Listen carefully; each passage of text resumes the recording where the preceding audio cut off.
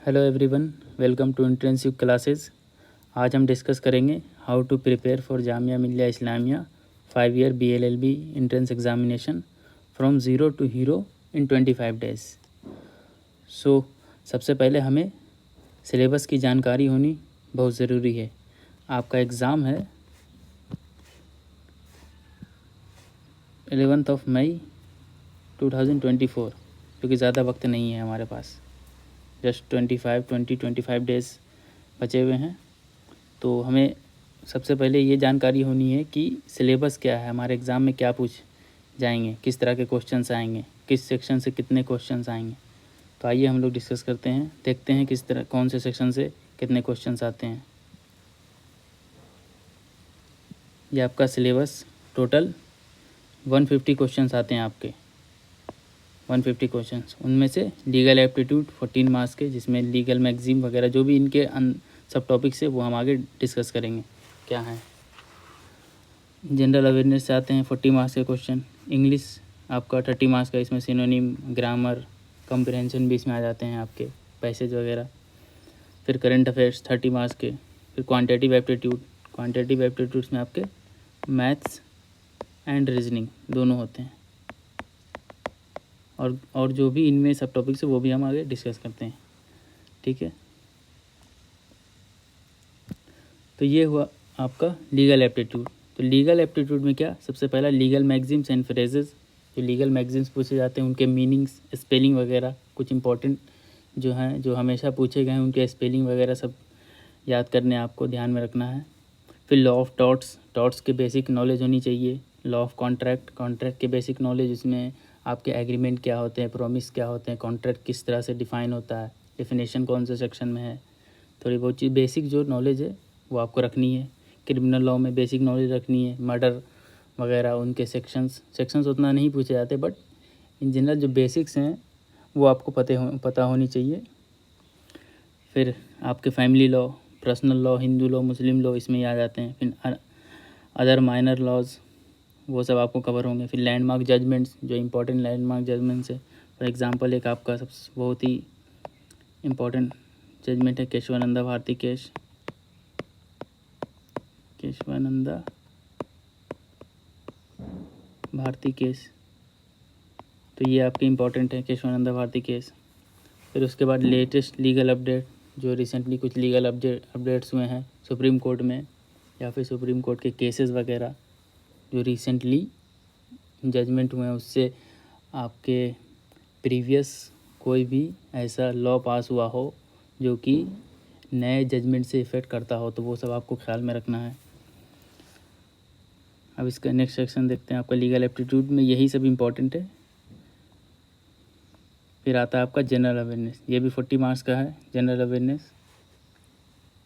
इसमें क्या आपको सबसे मेन इसका पॉलिटी आपका आता है, पॉलिटी जो है, उसके साथ फिर हिस्ट्री भी आते हैं आपके, हिस्ट्री, फिर ज्योग्राफी, इकोनॉमिक्स। बट पॉलिटी का सेक्शन हमेशा ज़्यादा होता है, 10-15 क्वेश्चन तो पॉलिटी से आते ही हैं आपके। तो पॉलिटी में क्या है टॉपिक्स, फिर introduction and making of constitution, preamble से आपके पूछे जाते हैं। फंडामेंटल राइट्स, जो कि सबसे इम्पोर्टेंट है, फंडामेंटल राइट आपको ध्यान में रखना है पूरे fundamental right. Article fundamental right का 12 to 35 पूरा आर्टिकल आपको ध्यान में रखना है, किस आर्टिकल में कौन से फंडामेंटल राइट आपको प्रोवाइड किए गए हैं, वो सब आपको ध्यान में रखना है। फिर DPSP, directive principles of state policies, वो पूछे जाते हैं।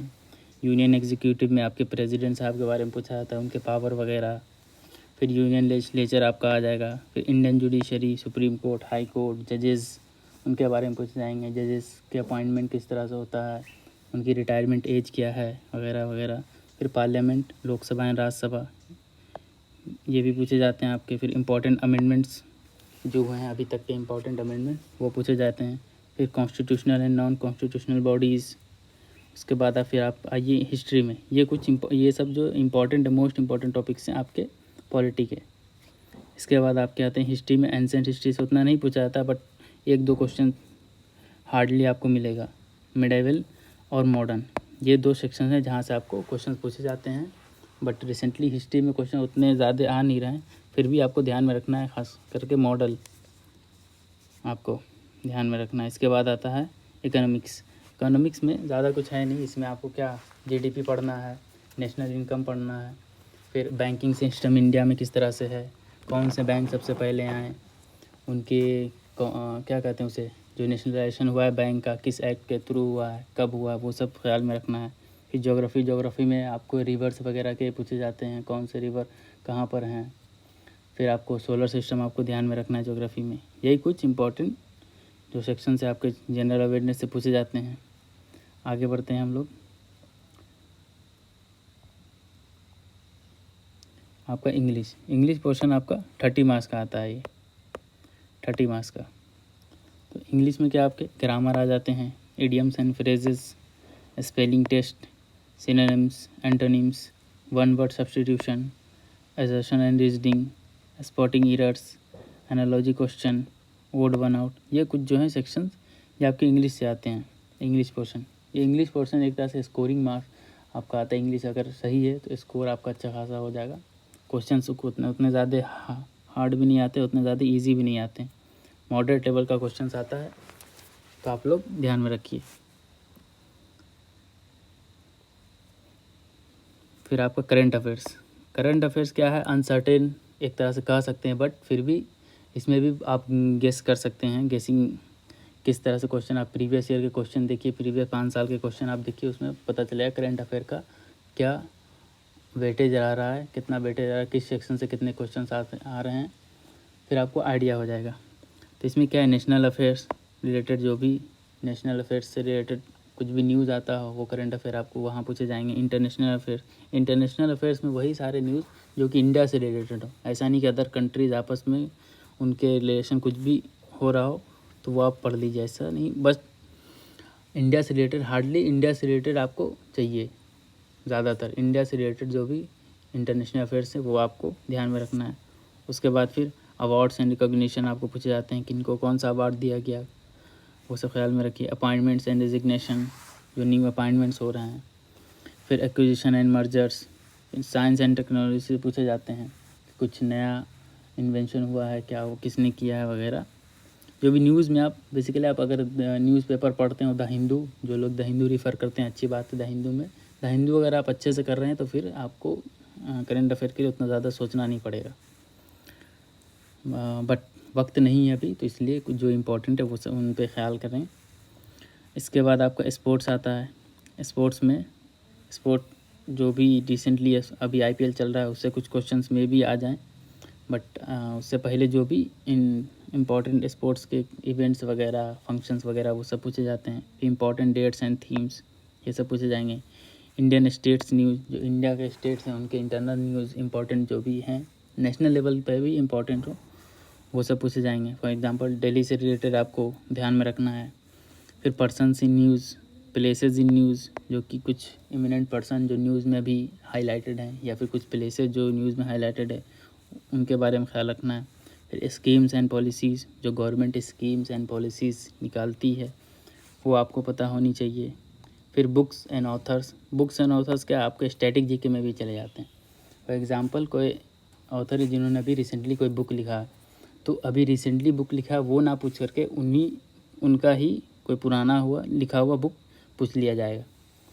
तो इस तरह से वो आप करंट अफेयर स्टैटिक जीके को रिलेट करके पढ़िएगा।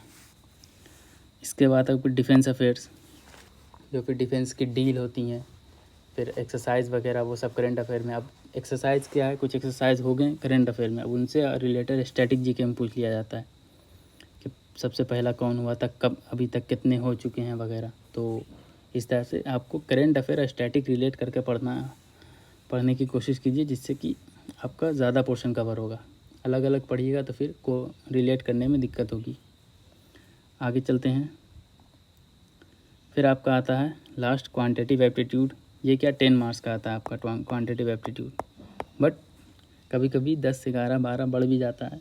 और ये आपका स्कोरिंग है कि 10 में 10 आप लाइए। जो भी मैथ बैकग्राउंड से हों, जो नहीं है वो भी कोशिश करें कि 10 में मिनिमम 8 तो आप स्कोर कर जाएं, क्योंकि उतना ज़्यादा हार्ड क्वेश्चन नहीं आते, बेसिक्स ही रहते हैं। और वगैरह जो भी हैं इसमें बेसिक्स आपको यूट्यूब पर उनके वीडियोज़ वगैरह मिल जाएंगे। तो इसमें क्या है आपके मैथ्स एंड रीजनिंग में percentage, profit and loss, simple and compound interest, blood relations, speed, time and distance के क्वेश्चंस आ जाएंगे, टाइम एंड वर्क के क्वेश्चंस आ जाएंगे, रेशियो एंड प्रोपोर्शन के क्वेश्चन आ जाएंगे, problems on age, smallest and largest fraction और नंबर ये पूछे जाते हैं, एलसीएम एचसीएफ पूछे जाते हैं। फिर मिसलेनियस के कुछ क्वेश्चंस आ जाएंगे, नंबर सीरीज आ जाएंगे, कैलेंडर एंड क्लॉक हो जाएंगे, सीटिंग अरेंजमेंट आपको पूछा जाएगा। तो मिसलेनियस 2 बार हो गया बहरहाल। तो ये कुछ जो इंपॉर्टेंट सेक्शन है इसमें सीटिंग अरेंजमेंट पूछे जाते हैं कई बार, ब्लड रिलेशन वगैरह। अगर आपसे मैथ में प्रॉब्लम हो तो रीजनिंग को आप हार्ड कर लीजिए। इसका एक अरिहंत का बुक आता है आपको, verbal and non verbal reasoning का एक बुक है, न्यूमेरिकल एबिलिटी। वहाँ से आपको कोशिश कीजिए वहाँ से कवर करने की। वहाँ बेसिक्स क्वेश्चंस भी मिलेंगे, हार्ड लेवल के क्वेश्चंस मिलेंगे। तो आपको बेसिक और इजी 2 कवर करना, हार्ड पे उतना नहीं जाइए। अगर वक्त नहीं है और आपका बेसिक क्लियर नहीं है तो आप बेसिक और इजी पर कीजिए, मॉडरेट लेवल पर, हार्ड पे मत जाइए। फिर आपका क्या होगा, मोटिवेशन लो होगा, क्वेश्चंस नहीं बनेगी तो मोटिवेशन लो होता है। तो ये कुछ आपके जो सेक्शंस हुए जो अभी सिलेबस हैं आपके इंपॉर्टेंट कवर करने हैं आने वाले कुछ दिनों में। तो इससे रिलेटेड आपको वीडियोस जो भी पूरे सिलेबस हैं उनसे रिलेटेड इंपॉर्टेंट टॉपिक से उनसे रिलेटेड वीडियोस आपको इसी चैनल पर मिलेंगे आने वाले वक्त में। और मटेरियल्स के लिए आप लोग हमारे टेलीग्राम चैनल विज़िट कर सकते हैं, उसका लिंक मैं आपको डिस्क्रिप्शन में अवेलेबल करा दूँगा। सो आज के लिए इतना ही, थैंक यू।